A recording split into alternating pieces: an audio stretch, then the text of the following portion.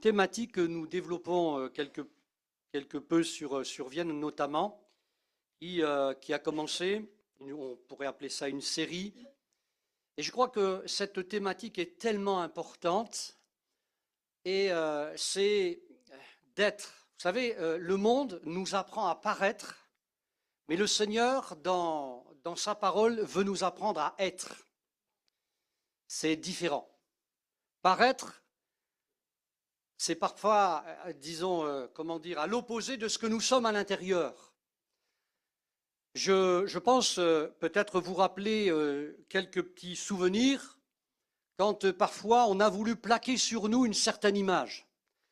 Parfois les parents, tout bien intentionnés qu'ils étaient, ont voulu dire ben toi tu seras ceci, tu seras cela, n'est-ce pas? Souvent dans le cas où, parce que nous parents, on n'avait pas pu faire des études, je vais prendre un cas. Alors on a voulu que nos enfants fassent des études. C'est une bonne chose, attention. Mais si par exemple le papa était médecin, il fallait forcément que l'autre soit médecin. En tout cas, c'était le dire de certains parents. Et comme cela, on a vu des personnes, eh bien, être parfois dans un métier, dans une posture, dans un environnement, ils l'ont fait malgré eux, mais ils n'avaient pas le choix. Je crois que la vie chrétienne, c'est pas ça. La vie chrétienne, c'est être ce que Dieu veut que nous soyons. Et justement, dans la parole de Dieu, il y a des expressions, et notamment plusieurs, nous ne les verrons pas toutes, parce que sinon on en a jusqu'à... Cette expression, c'est un verbe conjugué. Et ce verbe conjugué, il est conjugué au présent, pas au passé, ni au futur, mais au présent. Parce que Dieu a la capacité de nous changer en un instant. Amen. Et il nous donnera aussi la possibilité, chaque jour dans notre vie chrétienne, à lui ressembler de plus en plus. Amen. Gloire à Dieu. Alors je voudrais prendre quelques citations dans la parole de Dieu, que vous auriez pu tout simplement, au même titre que moi, trouver, qui vont faire apparaître ce verbe « soyez ».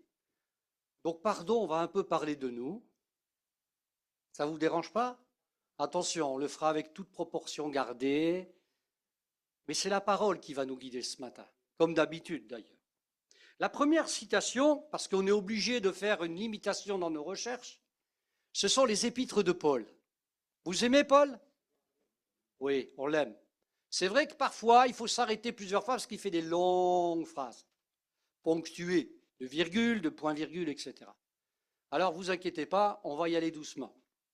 La première citation que je vous propose ce matin, qui va donc faire apparaître ce verbe « soyez », c'est Paul qui va associer cette expression, ça pourrait paraître bizarre, de don spirituel à l'affermissement du chrétien. Affermir quelqu'un ou affermir quelque chose, c'est le rendre plus fort, tout simplement. Ok? Alors, on va dans Romains, chapitre 1, verset 11. Mon frère Gabriel, si tu peux me dépanner pour au moins afficher les textes. Il est rapide comme l'éclair, ce frère. Il dit, car je désire vous voir, donc déjà c'est pas mal, hein, il désire voir les chrétiens pour vous communiquer quelques dons spirituels. Amen. Afin que vous soyez affermis. Dans le contexte de ce verset, Paul insiste par deux fois de son désir d'aller voir les chrétiens, en l'occurrence de Rome. Et ce qui apparaît dans ce texte et dans le contexte, c'est son affection pour les chrétiens de Rome, qui est évidente, cette affection, dans ce passage. Mais ce n'est pas la première raison de sa venue. Nous l'avons lu, c'est que les chrétiens soient affermis par quelques dons spirituels. Ce qui est frappant, peut-être pas visible à la première lecture, c'est ce qu'il dit non pas au pluriel, mais au singulier en citant la phrase « quelques dons spirituels ». Et cela est confirmé par d'autres traductions bibliques de ce même verset, Romains, chapitre 1, verset 11. Je ne sais pas si tu auras le temps de me mettre les différentes traductions, mais en tout cas, moi, je vais les prendre. Par exemple, la Bible du Semeur dira ceci: car j'ai le vif désir d'aller vous voir pour vous transmettre quelques dons de la grâce par l'Esprit en vue d'affermir votre foi.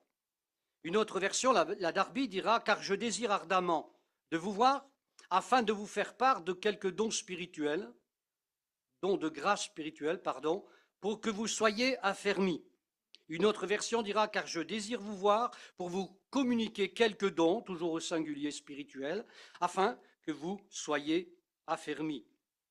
La traduction Bible en français courant dira: en effet, je désire vivement vous voir afin de vous apporter un don de l'Esprit Saint pour que vous en soyez fortifiés. Amen. Et puis, la parole de vie dira ceci: oui, j'ai très envie de vous voir pour partager avec vous les dons de l'Esprit. Là, c'est au pluriel, à titre exceptionnel. L'Esprit Saint, donc, alors vous serez plus forts.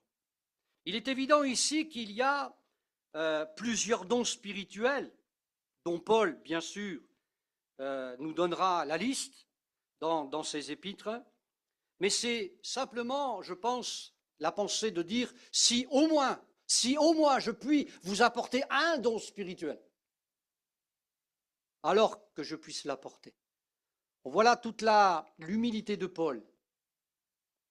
Non seulement à vouloir visiter ces chrétiens, mais pas seulement pour amicalement, fraternellement. Il veut que son voyage soit utile et apporte quelque chose de plus, eh bien, à ces communautés, notamment la communauté de Rome. Et puis, il va continuer au verset 12 et il continuera sa phrase en disant: ou plutôt. Il va préciser sa pensée dans Romains 1, 12, ou plutôt afin que nous soyons encouragés. Tiens, il se met un petit peu dedans. Et il a raison. Ensemble au milieu de vous par la foi qui nous est commune, à vous et à moi. Je vais m'arrêter sur la foi ce matin, puisque c'est cité. La foi, n'est-ce pas ce qui nous rassemble ce matin? Pas la foi, vous savez, la foi, oui, je crois, un jour je crois pas, un jour je crois, ça va dépendre du temps, quoi. Non, la foi, placée en Jésus-Christ. Avant, nous avions la foi. Vous allez me dire: ben non, moi, j'avais pas la foi. Mais si, tu avais la foi. Tu avais la foi dans ton travail, tu avais la foi dans ton foyer, tu avais la foi dans tes banquiers, quoique. Tu avais la foi dans ton médecin, etc. Tout ça, c'est bien. Mais cela restera de toujours terre à terre et limité. Mais la foi en Jésus-Christ, ça change tout. Amen. C'est la foi qui nous rassemble ce matin. Et je voudrais être complet, parce qu'on va s'intéresser à un texte bien connu ensemble. Pour être plus complet, on devrait plutôt dire ce matin et se dire ensemble que ce qui nous rassemble ce matin, oui, c'est la foi, l'espérance et l'amour. C'est la foi, l'espérance et l'amour. Et ce matin, je voudrais vous parler d'amour. Alors, comme j'ai pu l'entendre, comme j'ai pu peut-être même le penser, oh non, non, non, le frère, il va parler d'amour, c'est bon, ça je mets au placard. Moi, j'ai été en amour tellement, comment dire, malmené, que ce soit par mes parents, que ce soit peut-être par mon ex-compagnon ou ex-compagne, par ma famille, etc. Bon, s'il vous plaît, pasteur, alors là, je suis en train de penser à votre place, hein, mais permettez-moi juste. Alors ça, c'est au placard. Ne me parlez pas d'amour. Et je voudrais vous parler d'amour qui vient du ciel. C'est pas pareil quand même. On n'est pas du tout dans la même dimension. Amen. 1 Corinthiens 13, 13 nous dit: maintenant donc ces trois choses demeurent. Demeure, soyez, demeure. C'est durable. la foi, l'espérance et l'amour. Mais la plus grande de ces choses, sur laquelle on va s'attarder forcément, ça vaut la peine, c'est l'amour. Qui suis-je ou que suis-je sans l'amour? C'est la question qu'on va se poser. Puisque nous nous sommes posé la question et nous nous poserons la question ce matin concernant cette expression « soyez », quelques versets au chapitre 13 de l'Épître aux Corinthiens, qu'on connaît pour la plupart, en tout cas d'entre nous, qu'on reverra, sont tellement explicites pour la suite de notre méditation. Quand par exemple au verset 1 d'1 Corinthiens 13, ça va vous être affiché, il est question d'être une cymbale qui retentit, un airain qui résonne. Ce n'est pas uniquement parce qu'on a un frère qui est batteur, lui il connaît un petit peu tout ça, mais ça nous concerne, mes frères et sœurs.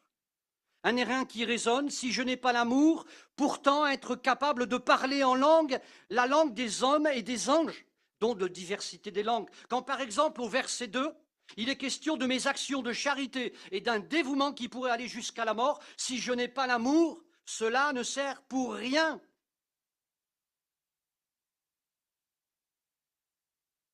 Quand au verset 2, si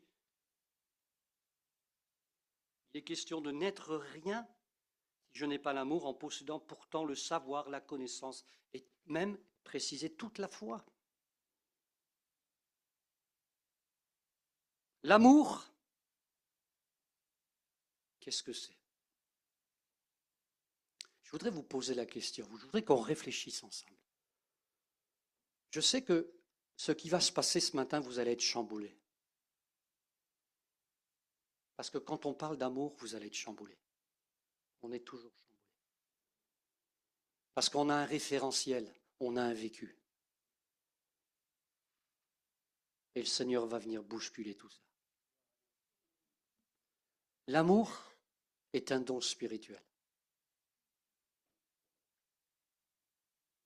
Mais non, frère, l'amour, il ne fait pas partie de la liste, là. L'amour est un don spirituel. Au verset 4 de ce chapitre 13, nous commençons à voir la description de ce don spirituel que Dieu veut nous faire avant de nous donner tous les autres qui en découlent. Les autres dons qui sont précisés dans le chapitre 14, justement, d'1 Corinthiens. Et cette description, elle est faite, c'est intéressant, ensuite, comme à la troisième personne. L'amour est où il n'est pas. Alors, on va faire quelque chose ce matin, de particulier. Ne vous inquiétez pas, vous n'aurez pas besoin de venir là, soyez rassurés. Mais je voudrais juste vous engager à lire ou à relire ce texte et à entendre ce texte. Et à chaque fois que tu lis, que tu peux lire ce texte, l'amour est, tu peux le lire de deux manières. Soit tu penses à toi-même, ou soit tu penses à quelqu'un d'autre. Et souvent, on a le principe de dire, oh, mais lui, ça, il n'est pas comme ça, lui. Hein. Alors, tu peux parler de ton mari, ton épouse, tu peux parler de tes enfants, de ta mère, de ton père, de ta belle-maman, d'un frère dans l'église, d'une sœur dans l'église. Tu peux le lire de deux manières. L'amour est patient, il est plein de bonté, l'amour n'est point envieux, l'amour ne se vante point, il ne s'enfle point d'orgueil, il ne fait rien de malhonnête, il ne cherche point son propre intérêt, il ne s'irrite point, il ne soupçonne point le mal. Si tu penses à toi-même, ou si tu penses à quelqu'un d'autre, alors moi je voudrais qu'on pense à nous-mêmes. Alors on va faire un petit exercice, on va faire comme si que Francis Alebé, là, lui là, il est là, hein, il se regarde dans le miroir, et je voudrais que vous fassiez pareil pour vous. On ne va pas penser à quelqu'un dans l'église. On ne va pas penser à quelqu'un de notre famille, quand bien même il nous aurait fait du mal. Mais on va penser à nous-mêmes. On va se regarder en face dans le blanc des yeux. Et on va voir. On va voir pour la suite.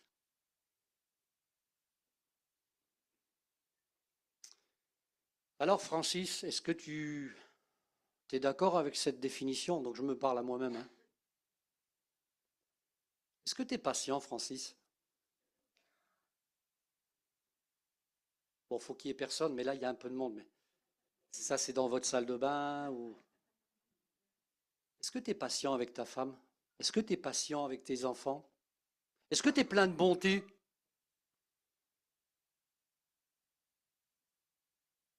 Faites-le aussi pour vous, hein. Vous le faites dans le silence, ne vous inquiétez pas. Est-ce que t'es pas un peu envieux de temps en temps de savoir, toi, que t'es... Alors, je prends mon cas, t'es pasteur, lui, il gagne 5 000, il a 2 maisons. Oh, il a une belle voiture quand même, hein. Tu te vantes pas dès qu'il y a un petit succès aussi, une guérison? Tu te l'attribues pas un peu de temps en temps? Parce que de temps en temps, vous savez, les êtres humains, on est comme ça, dès qu'il y a un peu de succès, waouh, ouf, les chevilles. Il ne fait rien de malhonnête, ne cherche point son propre intérêt, ne s'irrite point et ne soupçonne point le mal. Je pense que demain matin, peut-être tout à l'heure, lorsque vous allez vous recoiffer, pour ceux qui ont des cheveux, avec un petit point d'humour, quand vous allez regarder et vous penserez à ce texte,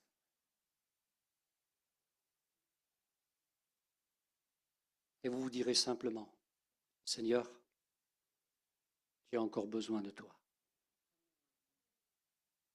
Je suis loin d'être arrivé.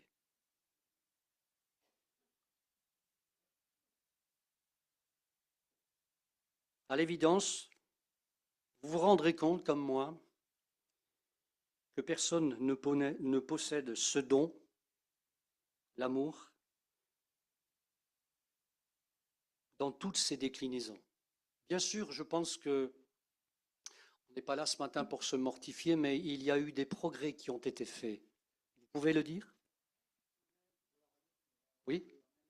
Alors glorifiez le Seigneur, parce que ces progrès, c'est lui qui vous a permis de le faire. Mais il y a encore du travail que le Seigneur veut faire inlassablement et patiemment en nous. Amen. Là, je m'adresse à toutes celles et ceux qui pensent que le Seigneur les a rejetés, parce qu'ils se sont arrêtés, parce qu'ils ont fait comme un pas en arrière. Et la parole de Dieu ce matin, elle est là pour te sortir d'affaire. La parole de Dieu, elle est là pour nous donner de l'espérance. Amen. Parce que l'espérance, elle ne vient pas de nulle part. La foi ne vient pas de nulle part, elle vient de l'amour que Dieu nous porte. Amen. Quelle est la meilleure manière d'interpréter ces versets? Je le disais, mais une phrase qui est commune à ces trois premiers versets d'un Corinthiens 13, c'est « si je n'ai pas l'amour ». Il n'y a pas de honte, mes frères et sœurs, à dire au Seigneur et en se regardant en face dans le miroir, je n'ai pas l'amour. Je n'ai pas suffisamment d'amour.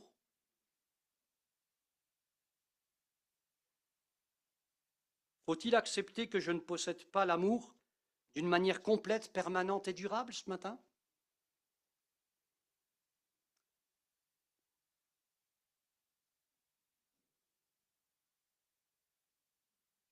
La première des choses, quand Dieu nous parle souvent et qu'il veut nous faire progresser, c'est de reconnaître où nous en sommes. C'est ce que nous avons fait tout à l'heure, Sainte Seine. Si je n'ai pas l'amour, comment l'obtenir? On est très concret ce matin. Si je n'ai pas l'amour, bien sûr que tu aimes tes enfants, je l'espère, si tu as des enfants. Bien sûr que tu aimes ta maman, je l'espère quand c'est possible. Si les relations ne sont pas compliquées. Et on va se poser la question, si je n'ai pas l'amour ou suffisamment d'amour pour un tel ou un tel, comment l'obtenir? La première des choses qu'il faut se rappeler, c'est ce qui est dit dans 1 Corinthiens chapitre 13, verset 8. Et ça, je voudrais insister, si j'ose dire lourdement.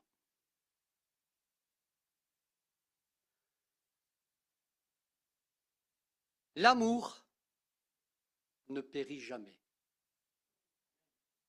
Pourquoi je voudrais insister? Parce que quand le Seigneur nous montre une personne qui n'est pas aimable, On va en parler. Le Seigneur nous dit, l'amour ne périt jamais. Ça veut dire que ce que tu vas entreprendre pour cette personne, ça vaut le coup.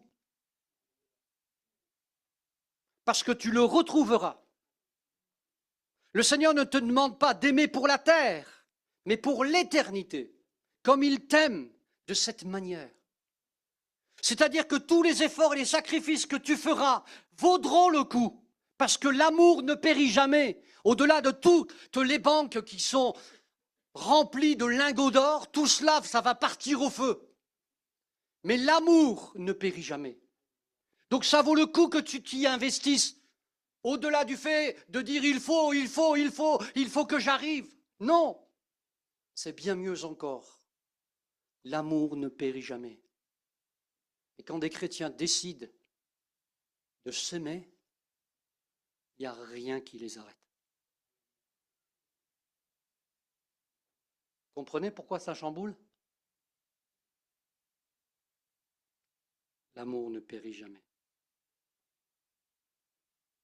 Ce qui veut dire que quand tu aimes, ce n'est jamais un fonds perdu. Quand tu aimes, tu investis pour l'avenir. Amen. Les banquiers, ça, ils ne peuvent pas le comprendre. La deuxième des choses, pour obtenir cet amour qui nous manque ici ou là, c'est de faire ce qui est indiqué au chapitre 14 et au verset 1er. Rechercher l'amour. Ce n'est qu'ensuite qu'il est dit aspirer au don spirituel. Moi, j'ai rencontré, et même moi, parfois, j'ai recherché ardemment les dons spirituels, mais pourquoi faire si je n'ai pas d'amour? Vous avez déjà tapé sur la cymbale, là, vous allez voir pendant 1 heure, vous allez voir la tête que vous allez avoir. Hein, parce que la cymbale et tout cet instrument, pour ne parler que de lui, s'il n'est pas dans un ensemble, ça n'a aucun sens. Au même titre qu'un chrétien qui reste chez lui, au même titre que quelqu'un reste blessé et il n'accepte pas la guérison de Dieu. Mais le Seigneur voudrait faire de toi un homme et une femme heureuse et déposer vraiment en toi ce torrent d'amour que lui seul est capable de donner. Amen. Recherchez l'amour. Quand nous avons souffert, nous fuyons. Me le dites pas le contraire, je l'ai fait avant vous, alors, peut-être pas avant vous, parce qu'il y en a plus âgés que moi ici. Hein. N'est-ce pas quand on a souffert, tel parfois un animal blessé? Scapa. On fuit.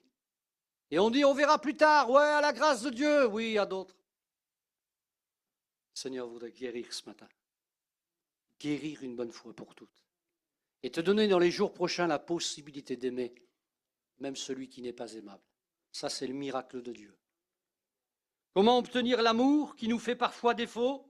Eh bien, de croire que ça vaut le coup vraiment de dépenser sa vie pour aimer. Mais aussi, tout simplement, eh bien, de le rechercher. De le rechercher non pas parmi plusieurs choses, plusieurs objectifs, mais que ce soit notre objectif principal, notre leitmotiv, notre raison de vivre. Plus qu'un programme d'église, une véritable direction, une véritable vision pour notre vie personnelle, pour notre vie collective. La troisième des choses, pour obtenir cet amour, c'est d'accepter que malgré les années de conversion, de ton expérience, tu ne connaisses qu'en partie l'amour. 1 Corinthiens 13, 9, car nous connaissons en partie, nous dit ce texte. Que Dieu nous garde de nous ériger et de dire, moi, à l'amour, j'ai tout compris. Eh bien, on va venir chez toi. Hein, tu nous invites dès ce midi parce qu'il faut qu'on parle. Amen. Comprenez pourquoi il est dit soyez? C'est une affaire de chaque jour. Amen. Alors demain matin, tout à l'heure, je le disais tout à l'heure, quand vous regarderez, vous penserez à un Corinthien. Et tu pourras te dire personnellement, parce que ça ne regardera que toi, Il faut que j'aime plus aujourd'hui. Il faut que j'aime plus. À quoi peut-il servir, je conclus, de parler d'amour s'il n'y a personne à aimer? À quoi peut-il servir de parler d'amour s'il n'y a personne à aimer? Serez-vous d'accord avec la phrase suivante? C'est impossible, n'est-ce pas, de n'aimer personne? La première des personnes à part le Seigneur, bien sûr qu'il faut aimer, c'est vous-même. Il y en a un qui s'est chargé de détruire l'identité que vous avez de vous-même. Et la première des choses que Dieu restaure lorsqu'il touche un cœur, c'est la vision qu'il a de sa créature. Je te loue, Seigneur, de ce que je suis une... Oh, je suis tout seul là. Je te loue, Seigneur, de ce que je suis une créature merveilleuse. Est-ce qu'on peut le redire encore? Je te loue, Seigneur. Oh, il y en a qui disent pas là. Je vous charrie un peu. La restauration de cette image. Abandonner cette image qu'on a collée de toi, que l'ennemi a voulu, par tous les principes, te détruire. La première des choses, c'est ça. Et donc ensuite, si on est d'accord qu'on peut au moins aimer une personne, c'est-à-dire nous-mêmes, n'est-ce pas?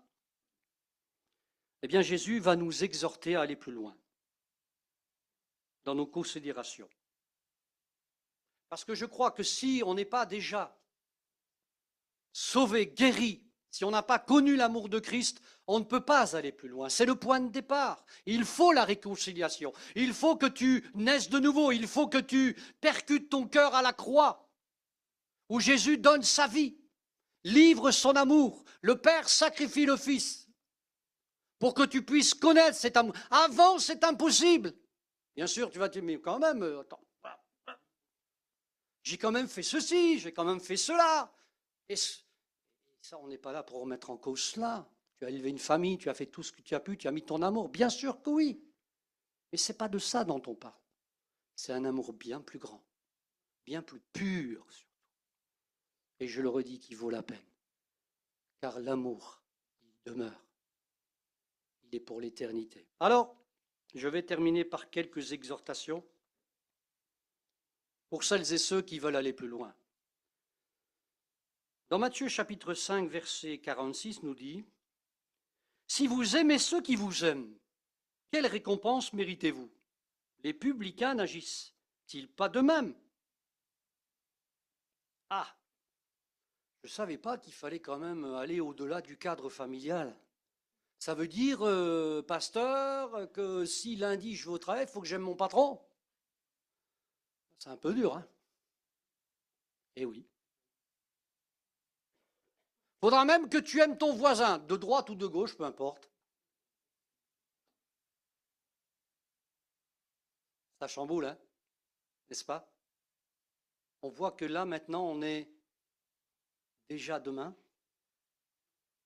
Et il faudra concrétiser ça avec la force du Seigneur.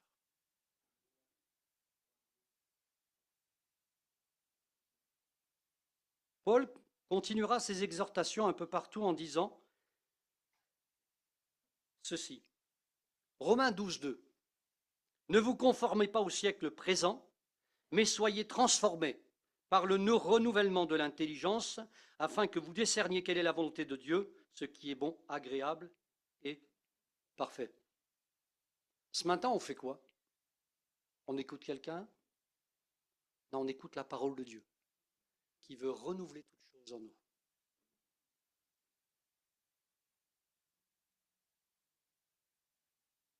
Vous avez peut-être des aspirations même pour l'Église. Abandonnez tout cela et vivez cela. Je peux vous garantir que le reste, il va suivre. Tu ne sais pas ce que tu dois faire dans l'Église? Tu as une directive ce matin. Et crois-moi, les gens te suivront. C'est la meilleure campagne d'évangélisation. Souvent, on veut une place, tout ça. C'est bien, heureusement. Mais la première des choses, c'est de vivre cet amour-là. Et il faut aller le chercher où il faut aller le chercher.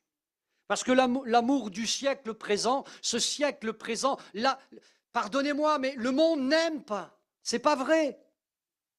Le prince de ce monde, il n'aime pas, il vous donne des petits artifices comme ça pour vous faire plaisir. Voilà, à certaines fêtes, etc. Voilà, tu te contentes des miettes et puis après tu dis rien et puis c'est bon. Mais le Seigneur ne nous donne pas les miettes, il nous donne ce qui est le plus précieux dans le ciel, c'est son amour. Amen, cet amour qui change et qui transforme. Alléluia. Et la parole de Dieu ce matin, elle est là pour nous interpeller, afin que notre intelligence de cœur nous purifie. Eh oui, il ne faut pas se conformer au monde. Le monde, dans le monde, quand on nous fait une crasse, on le rend, hein. On se venge. Le chrétien supporte et prie pour ses ennemis. Dans Romains chapitre 12, verset 10, un petit peu après, il nous dit « Par amour fraternel », donc là on parle de l'Église, « soyez pleins d'affection les uns pour les autres. Par honneur, usez de prévenance réciproque. » C'est pas juste la galanterie, vous savez. Allez, vas-y. Non, c'est pas ça. Ça c'est bien, mais bon. Respectez le frère, respectez la sœur. Soyez plein d'affection, déborde d'affection. Quand vous parlez, les gens doivent sentir votre affection. Ce n'est pas dans le vocabulaire, mais on sent quelqu'un qui nous aime, hein, qui a de l'attention pour nous.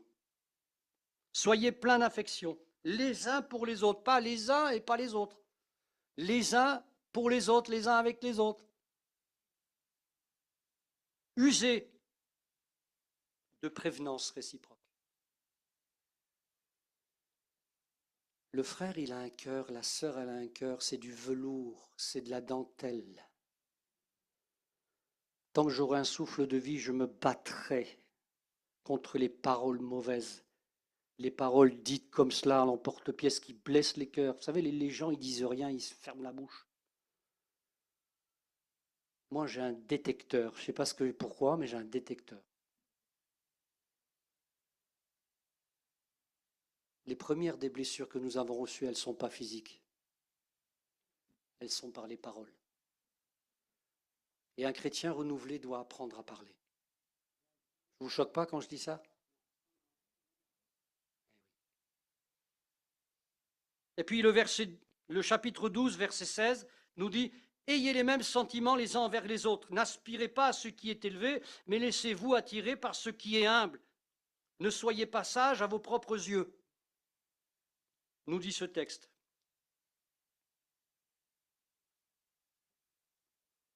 Un pasteur, ce n'est pas plus sage que vous. C'est juste qu'il a une fonction différente.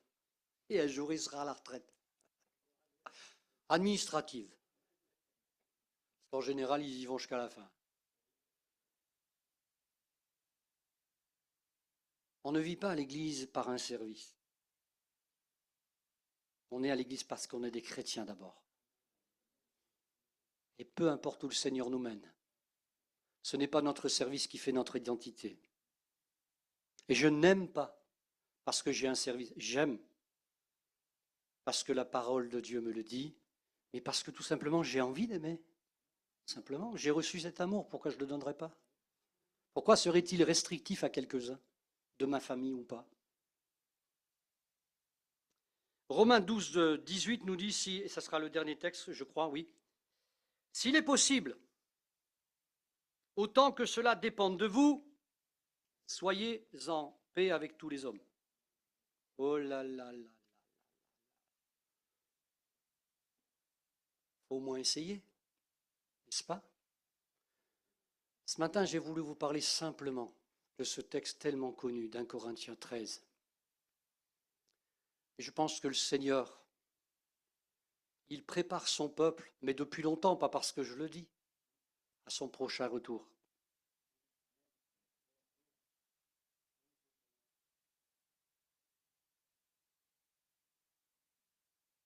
Il y a des choses qui doivent rester sur la terre, qu'on n'emmènera pas. Nos querelles, nos rancœurs, Seigneur, il veut faire ce travail. Parce que l'Église, elle va grandir en étant guérie. Je parle aussi de vos familles. Aucune famille n'est épargnée. Aucune. Et Dieu veut guérir ce matin. Vous voulez que nous prenions 5 minutes? Ça devrait suffire pour prier. Ensuite, on prendra le temps de faire les annonces, mais je pense qu'il faut qu'on prie ce matin. Je voudrais vraiment vous appeler, vous qui avez été touchés par ce message, qui avez compris où le Seigneur veut vous mener, ce qu'il veut faire avec vous. Vous restez assis, assises à votre place, simplement. Voilà, on reste les yeux fermés. Je vais vous poser une simple question. Si vous avez besoin de l'aide du Seigneur dans tout ce que vous avez entendu, vous levez la main et vous la baissez. Et on va prier. Vous pouvez baisser la main aussitôt que vous l'avez levée. Vous pouvez la baisser. Seigneur, il veut guérir. Il veut guérir les cœurs. Il veut encourager. Il veut rendre libre ce matin. Et je vais vous demander, même vous qui avez prié, qui avez levé la main, pardon, je voudrais que vous puissiez, même si c'est silencieusement, prier avec moi. Pour toutes celles et ceux qui ont levé la main. Et je vais demander aussi à ceux qui ne l'ont pas levé de pouvoir aussi prier avec moi, simplement. Seigneur, nous te rendons gloire ce matin pour ta parole. Le cœur, tu le connais mieux que nous-mêmes. Le cœur humain. Tu veux faire une œuvre encore extraordinaire, Seigneur. Moi, j'ai prêché ta parole, Seigneur, mais c'est toi qui vas faire le reste. Nous prions maintenant, Seigneur, pour que tu te glorifies dans les vies, dans les cœurs, dans les familles, dans l'Église. Pour nous, lorsque nous regardons, il y a des choses impossibles tellement le temps a passé. Mais toi, tu n'es pas affecté par le temps.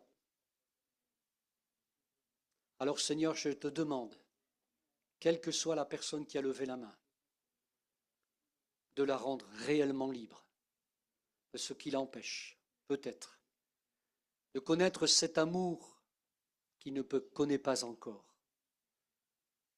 Je te demande, Seigneur, de mettre la foi pour les uns et l'espérance pour les autres, dans leur cœur comme tout à nouveau, car je sais que des chrétiens peuvent être lourdement blessés. Je prie vraiment pour toute cet auditoire qui est ici, mais aussi pour les familles qui sont représentées, et peut-être pour lesquelles certains ont levé la main, pour qu'une œuvre magnifique se fasse, et qu'elle puisse se voir dans les faits. On te le demande ensemble ce matin, pour la seule gloire de ton nom, pour la liberté de ton peuple, afin que ce peuple, ton peuple, comme tu le veux, soit guéri et libre de ses mouvements. Je te remercie, Seigneur, pour cette matinée, et aide-nous, Seigneur, à aller de progrès en progrès, dès cet après-midi, dès la semaine prochaine, Seigneur. Amen. Gloire à Dieu. Je vais laisser la place maintenant à